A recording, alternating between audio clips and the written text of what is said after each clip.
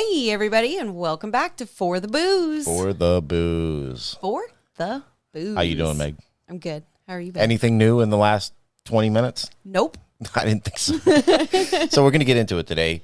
We've got some guests on. Super excited. Me too. My friend Jonah from the Blue Collar Enlightenment Show, which we played his promo on here, a couple episodes ago. Yeah.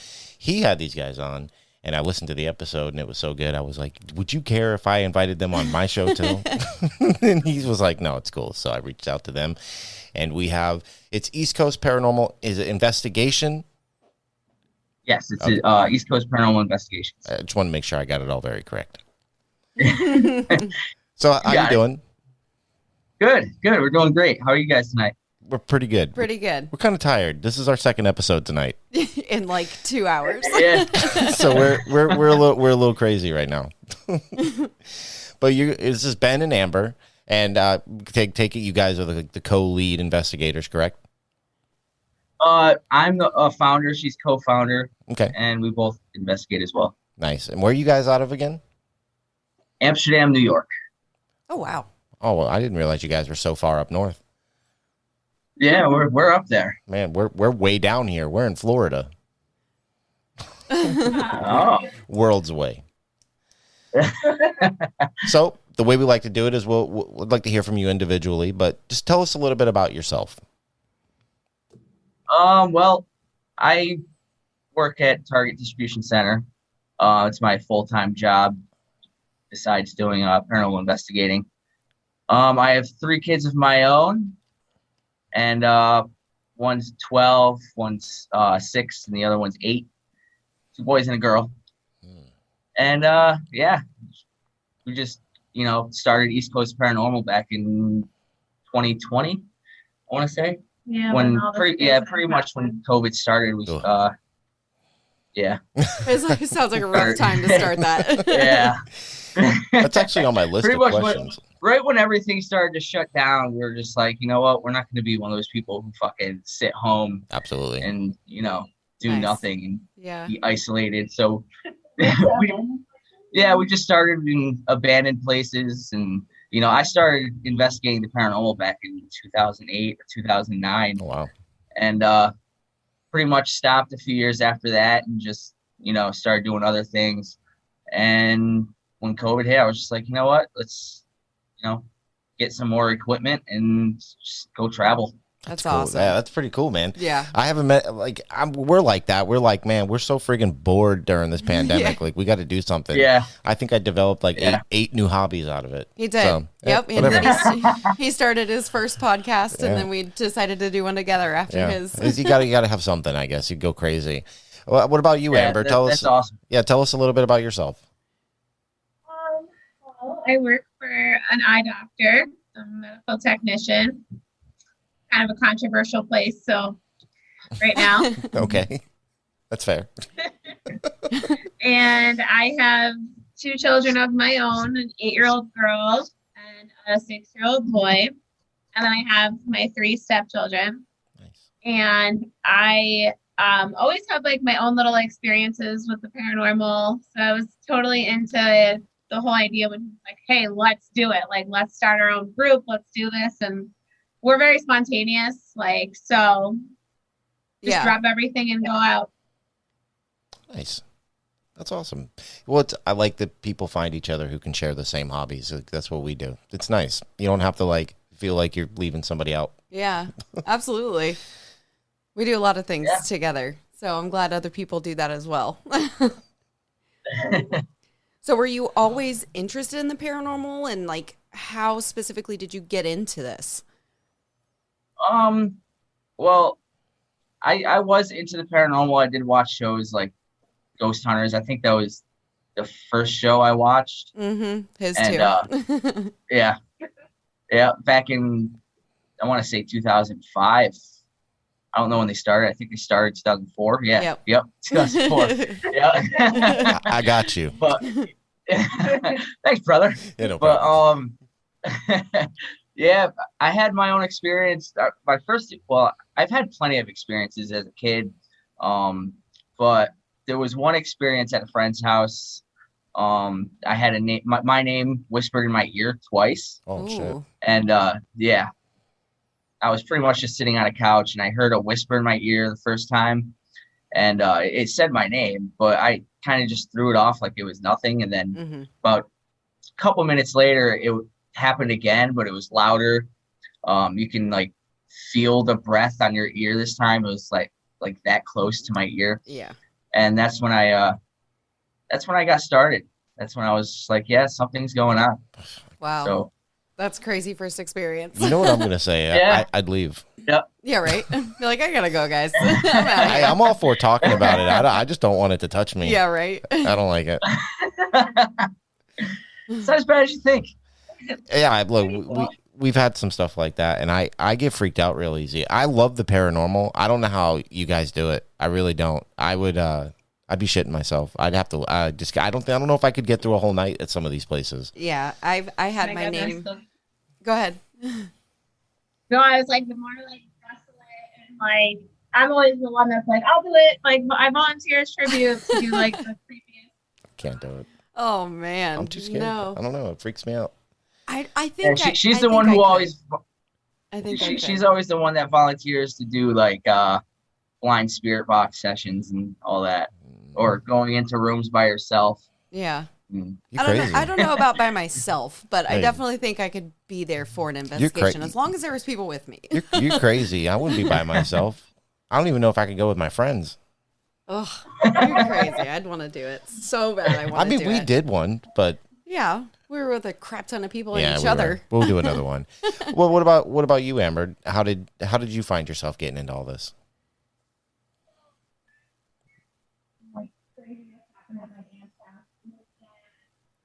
Wandered off, typical, and then got trapped in her closet somehow, and I will never unsee the bit. You can't hear me. Can't hear? We can't hear her. Is that better? That's better. So much better. Okay. Okay.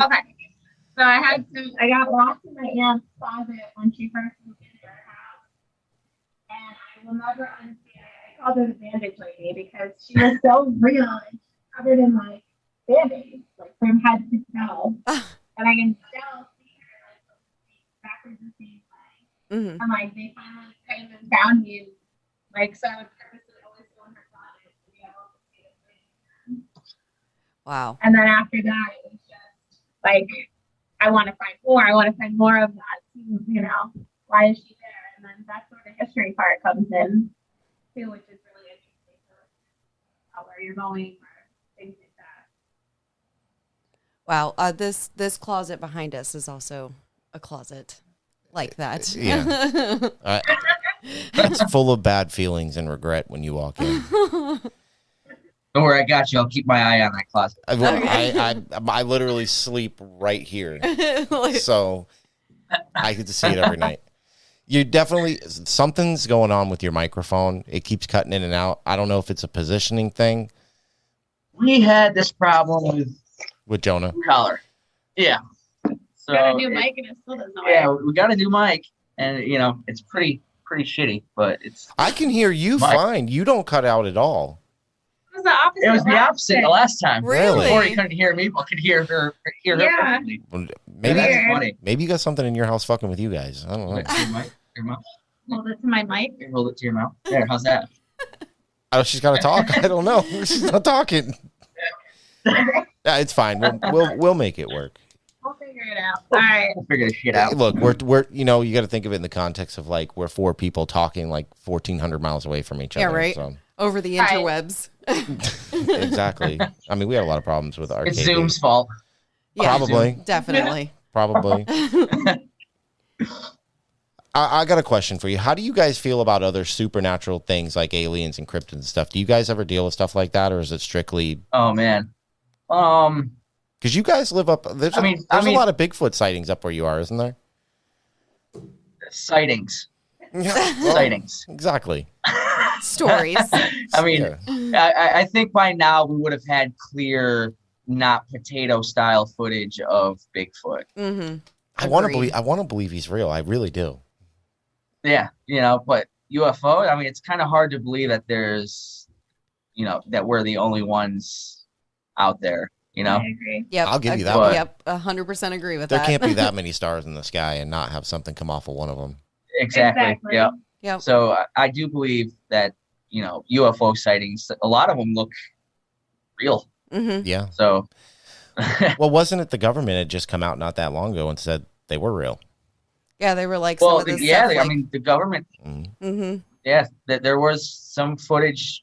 I don't know. I forgot which one it was. But there was footage out there that they said was authentic and real. So. Yeah, if I'm not mistaken, it was like a U.S. Air Force airplane, like a fighter jet. Yeah, like a fighter jet. Yeah. Following one. Mm-hmm. And yes, then they had to do a whole press conference because it leaked, and they had to say, yeah, it was real, but they would never say aliens. It was UFO. No. It was an unidentified flying object. Nope.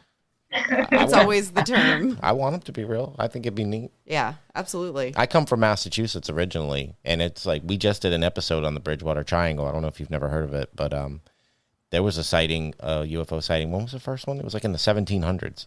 Oh God, it was. Oh wow.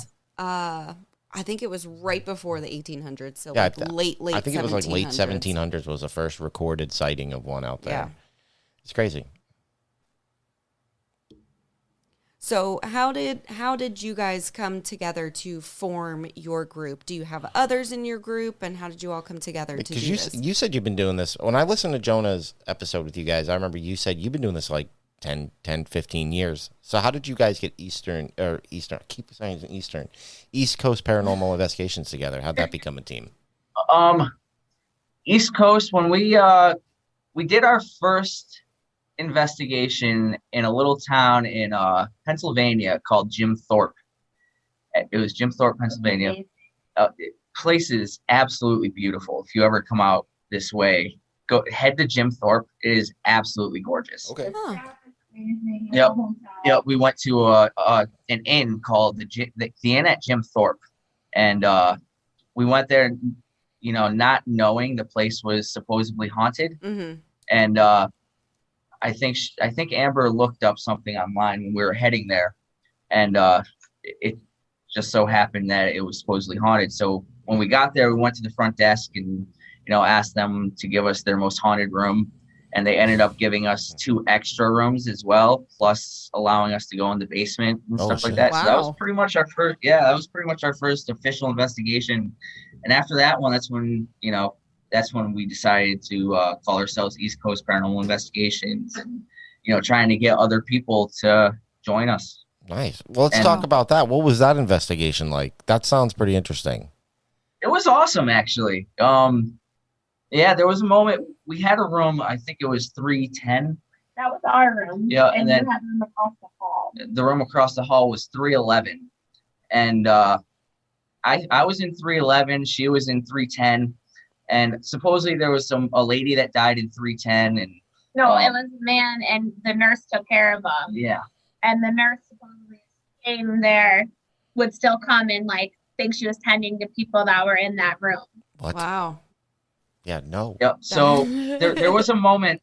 There was a moment when I was in 311 where I was laying on the bed. I was just asking some questions and stuff like that, like normal investigation stuff. Mm-hmm. And and I kept my eye in this one corner of the room where there was like a bathroom to the left, and I kept feeling like I kept seeing like a shadow peeking their head out of the bathroom. Mm-hmm. So I also kept hearing like tapping noises coming from the bathroom on command.